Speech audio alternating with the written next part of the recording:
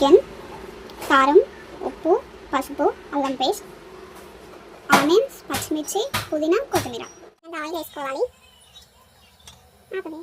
Oil heat ఎక్కిన తర్వాత onions, పచ్చిమిర్చి,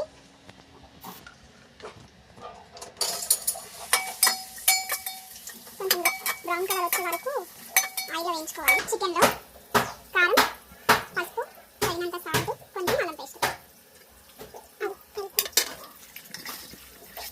దీన్ని మంచిగా అంతా కలిసే వరకు మ్యాగ్నేట్ చేసుకోవాలి.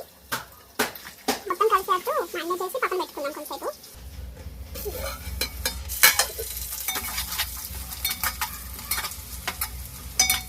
కలిపి పెట్టుకున్నాం కదా, ఈ చికెన్ కూడా ఇందులో వేసుకుందాం.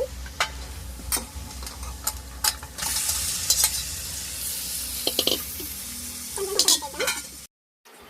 ఇలా ఉడికిన తర్వాత గరం మసాలా వేసుకుందాం.